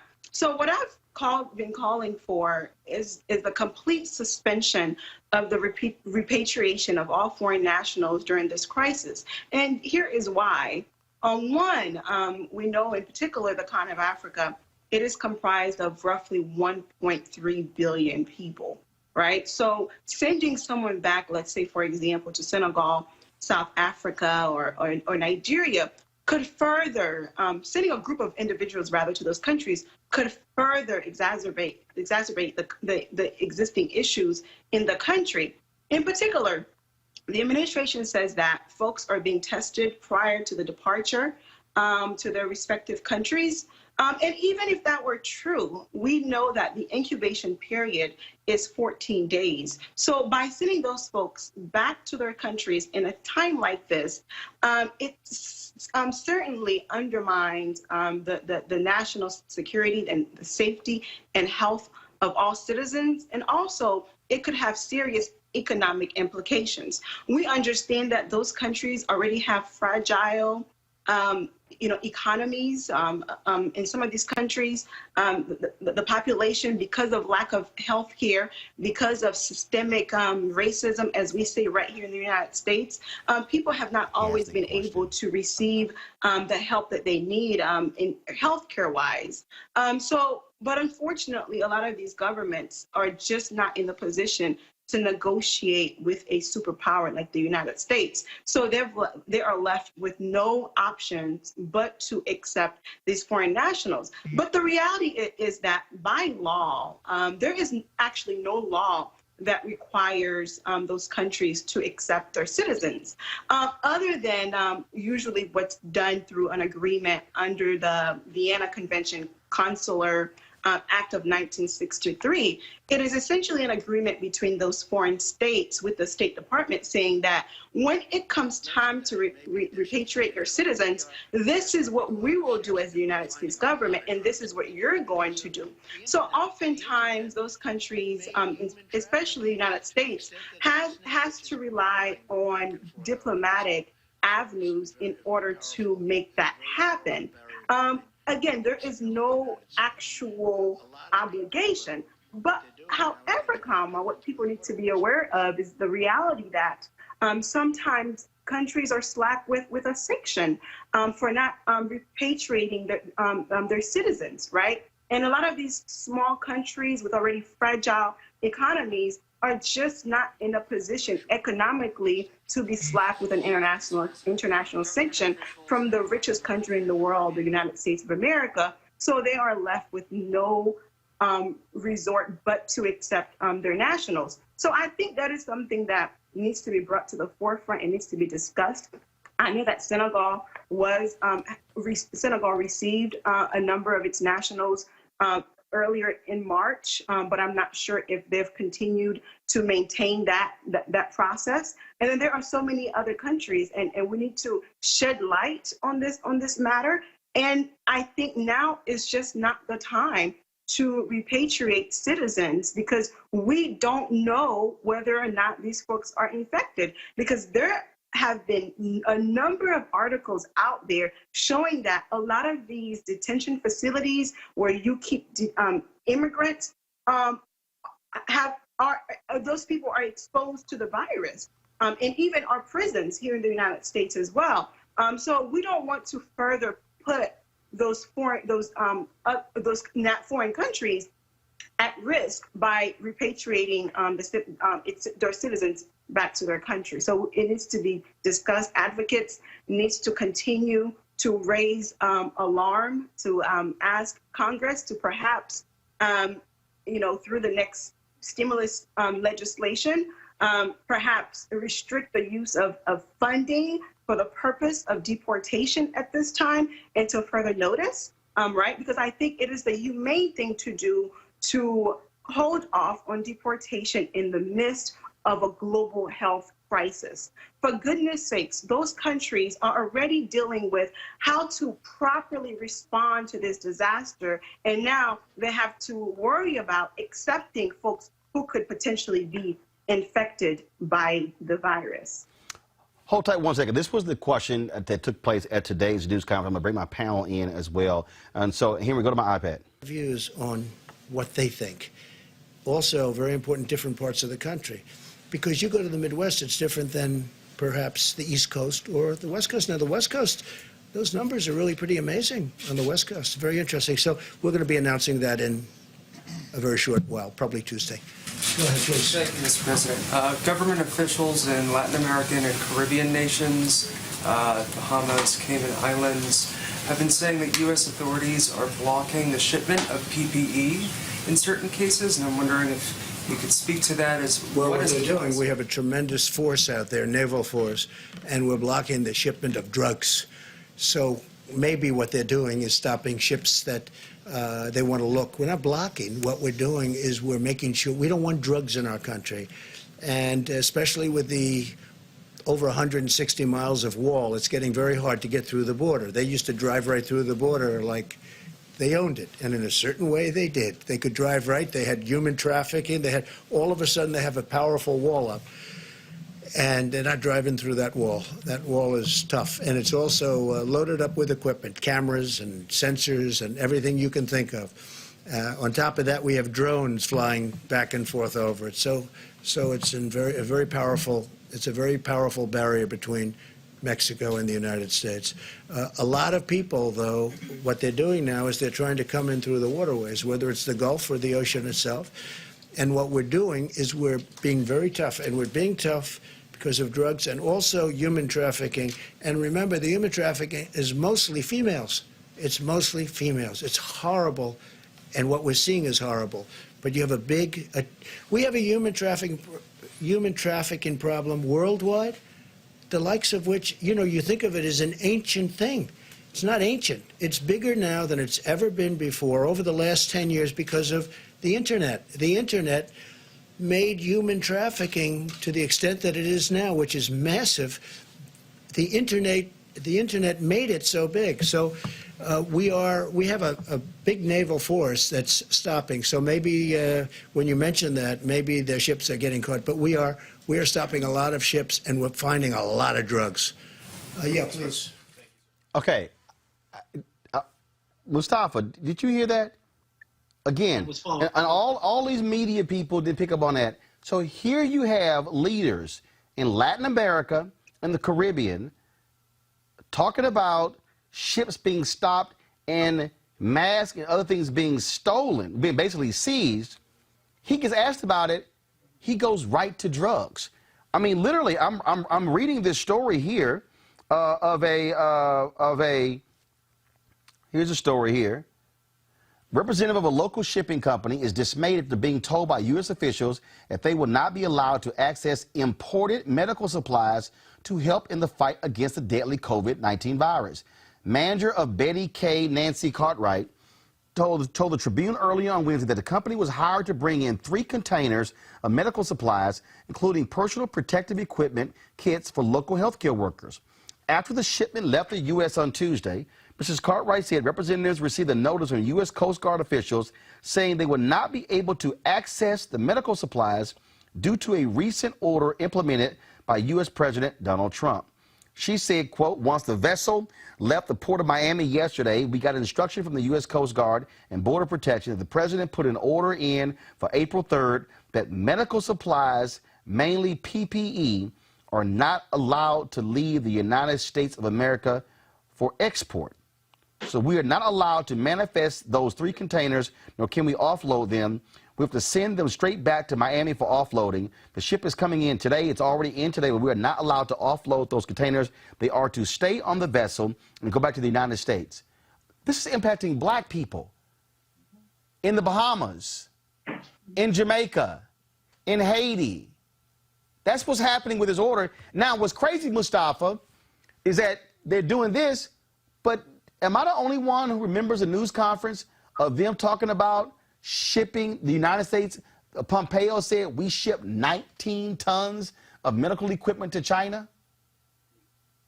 Well, you know, the amazing thing is that people have such short memories. The president has shared with the country exactly what he thinks about black and brown countries. We know what he said about Africa, and I won't repeat the word that he used. Shithole countries. Exactly. We know how he feels about the folks in Haiti. He's shared that many, many times. And, you know, when we had the hurricane that came through and was devastating parts of the Bahamas and people were trying to escape and come to our country, he blocked that for a little while. In Puerto Rico, which is a part of the United States, they utilized a number of different acts to slow the resources that needed to get to Puerto Rico. And Puerto Rico is a part of the United States. The president has shown people who he is. I don't know why people think that the leopard, his spots are going to change. He's shared exactly how he feels about black and brown people and black and brown countries. And he will utilize everything that he has to be able to maximize profits. So if they can move or hold on to product and they can get a higher price for it, then of course others might be able to pay. Then, he is the ultimate when it comes to capitalism, even if it's disaster capitalism or epidemic capitalism. Dr. Carter, Rob, and then back to Johanna. I'm reading, Henry, if you can go to my phone here. I uploaded it to my phone here. So I'm going to read this story here. See if I can turn it. Will this be better? Okay. This is what it says. Jordan Stubblefield. First of all, the United States finally released the ship. Jordan Stubblefield, head of sales at Blue Water, which is one of the distributors for the Cayman Island Health Services Authority, medical supplies, said more than 100 people behind the scenes, ranging from government, the governor's office, and the HSA, were successful in getting the items returned. They explained that that on Friday, U.S. President Donald Trump invoked the Defense Production Act to ban the export of critical medical gear. But we sent 19 tons to China, Rob. This is the quote. We showed them that the items that were being shipped down, the invoices predated the executive mandate. However, they told us going forward nothing related to COVID-19 that originates in the U.S. can leave, but items can transit through. Here's my problem, Rob. Okay? As Johanna said, you're trying to send people back so you can actually spread coronavirus potentially to other countries unnecessarily. And now you're preventing these countries from getting supplies from the United States, but Canada relies on the very same supplies from the United States. Yeah, I mean, you can always tell what Trump is up to. This is pretty simple. He's doing this because of his incompetence and because of all the mistakes he made. He cost lives in the United States. He caused lives many other places too, but he definitely caused lives in the United States here. So whenever he's in trouble, he finds a way to blame it on black and brown people. It's somebody else's fault. So he's talking about drugs, black and brown people, to keep people distracted because it's worked for him. It's how he became president of the United States, and he's hoping that he can keep using this trick to stay elected, to keep people distracted from the fact that he messed this up. He called it a hoax, and it's the worst pandemic any of us have ever seen within any of our lifetimes. So he's just trying to distract and keep people motivated by race and hope that people's racism will be distracted by what's actually going on. Dr. Carter, I just don't want us to ignore, we talk on this show about black people in this country dying from coronavirus, but I don't want us to ignore that we're leaving Caribbean nations, African nations left to fend for themselves as well. Oh, absolutely. And I mean, I think all the points that folks hit on is exactly right. I mean, he wants to hoard these materials But then he also says to the American people, I'm not a shipping clerk. So states have to figure it out how they're going to actually get these materials. I mean, we saw what the governor of Massachusetts had to do with Bob Kraft to get around this kind of stuff. So he's not above doing this to his own country. So what do you think he's going to do to these smaller nations that he knows that we're bigger than in terms of military, we're stronger than? He doesn't care about those places. And to a certain degree, I think he views this as sort of nature running its course. And if these people can't make it and they can't figure it out, then oh well, the world is better for it. So I don't have any doubt that a man that would treat his own citizens this way would have any compunction about treating these Caribbean nations this way. And like you said, he isn't here to stem the spread. He's here to make money. This is the same reason he is trying to test this malaria drug on prisoners, right? Because this is a company that he has investments or at least some entanglements with. It's the same reason that now he's trying to keep 3M from shipping N95 masks around the world, because he wants to make a buck. And that's what he cares about. He doesn't care about health and safety and flattening the curve. He cares about trying to make as much money as possible. And Johanna, when we talk about, again, what is happening with those supplies, and now when you talk about trying to send people back, it is mind-boggling. But look, even what's happening with ICE, I mean, I remember in early March, I mean, ICE was targeting people in the midst of this, not even thinking about this pandemic, and executing all sorts of crazy, and they finally were, the dogs were called off. But this is just the nonsense that you're seeing in this country. Yeah, outside of the issues around immigration, as it relates to COVID-19, as we see the United States and Italy and other other nations that are considered to be superpower nations are struggling in order to properly respond to this global health crisis. So can you imagine countries that are in Africa, how difficult it is for governments to properly respond, especially when it comes to the notion of social distancing. Social distancing is a privilege. For even in the United States, for some of us, it's a privilege. But you can only imagine how much more difficult it is in developing countries, especially in urban settings. So in Africa, many of the countries, for some of the citizens, it's either I leave my house and I go find food, or I stay home and die of starvation, or I die of coronavirus, because they just don't have, some people just don't have the resources to actually stay home, right? So those equipments, they are needed for those African nations, and the research has shown that in order to properly fight this infection, social distancing is critical, as well as testing. I think a lot of the countries throughout the continent are not doing enough testing.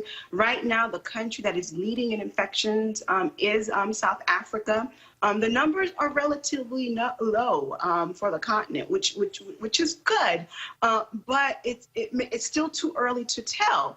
And another thing that works, that some could say that worked to the favor of the continent, is that the research tells us that folks who are really impacted by this virus are, one, individuals with compromised immune system, and two, those who are 65 years of age or older. The continent of Africa, the average age is 19 years old. So that could work to the continent's advantage, but again, it's still too early to make a call. Got it. But one last point I would like to make is that, real quick, I got 30 seconds. I got 30 seconds. I got 30 seconds. Go. Just like we have bailout private companies and private institutions, I think that the government should bail out countries in Africa as well as in the Caribbean by providing some kind of relief when it comes to their debt through the IMF and other institutions, so that they will be able to use those funds to rebuild their countries and strengthen their institutions, in particular the healthcare system. Because it's not a matter of if we're going to have a global health crisis like this, it's when, and we need to be ready and prepared. All right, Jahan LeBlanc, we surely appreciate it. Thanks a lot. Thank you. All right. I want to thank also Dr. Carter as well as Mustafa and Rob for joining us on our panel. We certainly appreciate it. Thank you so very much. All right, folks. I'm gonna try to see if I can pull this up real quick here, guys. Can you get the audio on your end? Or you don't see the video? What are you getting?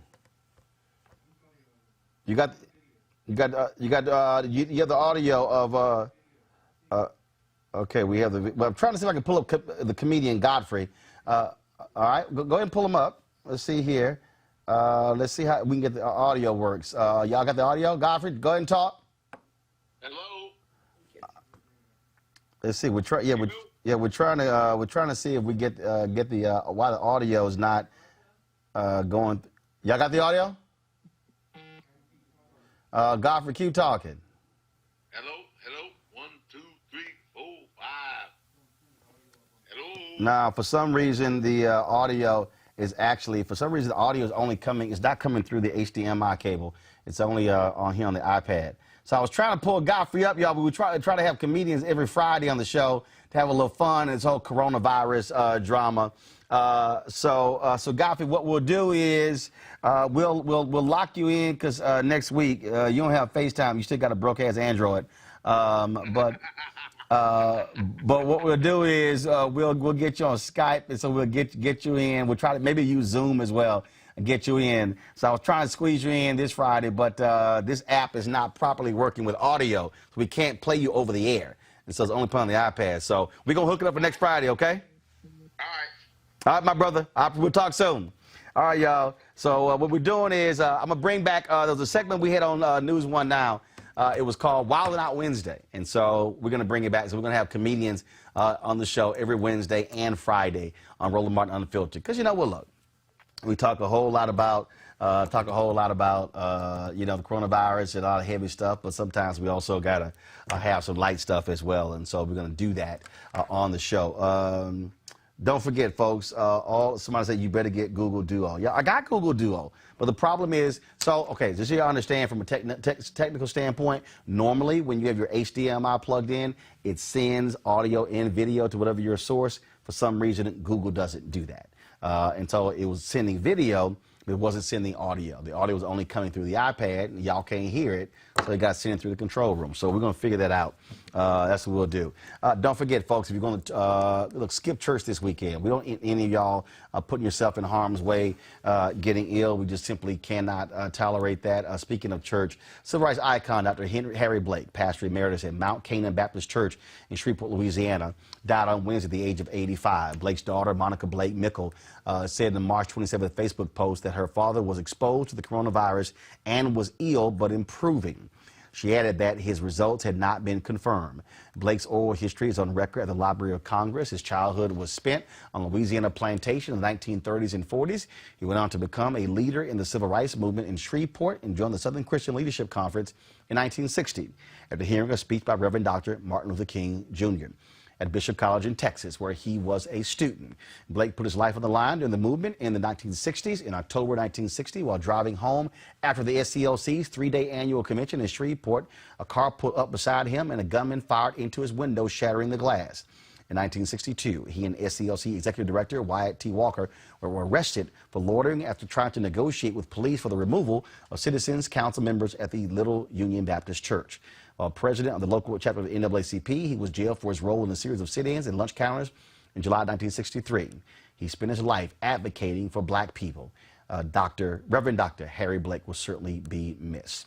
All right, folks, be sure to have an absolute safe weekend. Resurrection Sunday, Easter Sunday.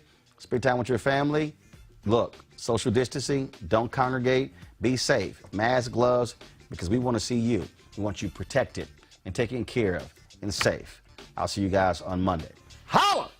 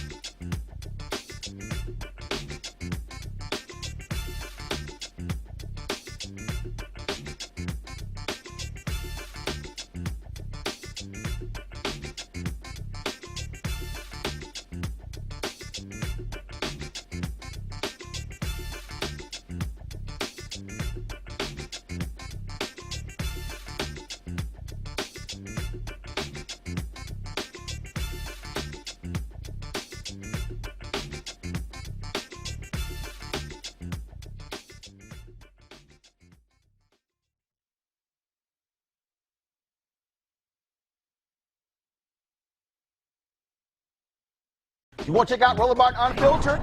YouTube.com/Roland S. Martin. And subscribe to our YouTube channel. There's only one daily digital show out here that keeps it black and keep it real. It's Roland Martin Unfiltered. See that name right there? Roland Martin Unfiltered. Like, share, and subscribe to our YouTube channel. That's YouTube.com/Roland S. Martin. And don't forget to turn on your notifications so when we go live, you'll know it. Hey everybody, this is your man Fred Hammond, and you're watching Roland Martin, my man, Unfiltered. Hi, this is Essence Atkins, and you're watching Roland Martin Unfiltered. Hey, yo, Peace World, what's going on? It's the Love King of R&B, Raheem Devon, and you're watching Roland Martin Unfiltered. Hi, my name is Brescia Webb, and you're watching Roland Martin Unfiltered. Ow. Well, I like a nice filter usually, but we can be unfiltered. What's going on? This is Tobias Trevelyan, and if you're ready, you are listening to and you are watching Roland Martin Unfiltered. What's up? I'm Lance Gross, and you're watching Roland Martin Unfiltered. Hi, this is Cheryl Lee Ralph, and you are watching Roland Martin Unfiltered. I mean, could it be any other way? Really? It's Roland Martin.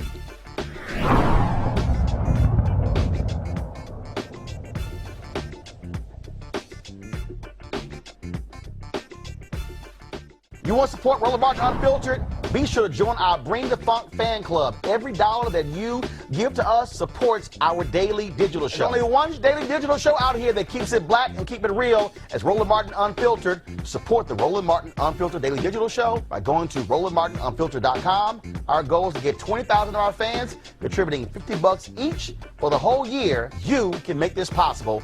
RolandMartinUnfiltered.com.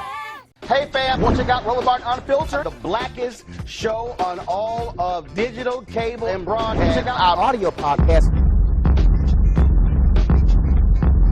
There's only one daily digital show out here that keeps it black and keep it real. It's Roland Martin Unfiltered. Press play.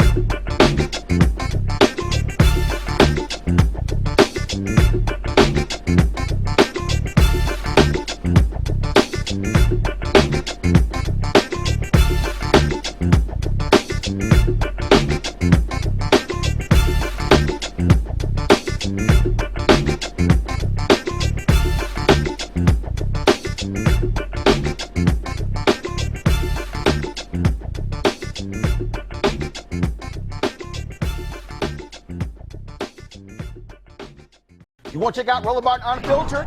YouTube.com/Roland S. Martin. And subscribe to our YouTube channel. There's only one daily digital show out here that keeps it black and keep it real. It's Roland Martin Unfiltered. See that name right there? Roland Martin Unfiltered. Like, share, and subscribe to our YouTube channel. That's YouTube.com/Roland S. Martin. And don't forget to turn on your notifications so when we go live, you'll know it. Hey everybody, this is Sherry Shepherd. You're watching Roland Martin Unfiltered, and while he's doing Unfiltered, I'm practicing the wobble. Yes, I am. Because Roland Martin's the one, he will do it backwards, he will do it on the side. He messes everybody up when he gets into the wobble, because he doesn't know how to do it, so he does it backwards. And it just messes me up every single time. So, I'm working on it. I got it. You got Roland Martin. Hi, my name is LaToya Luckett, and you're watching Roland Martin Unfiltered. What's going on, everybody? It's your boy Mac Wiles, and you are watching Roland Martin Unfiltered. What's up, y'all? It's Ryan Destiny, and you're watching Roland Martin Unfiltered. What up, Lana Well, and you are watching Roland Martin Unfiltered.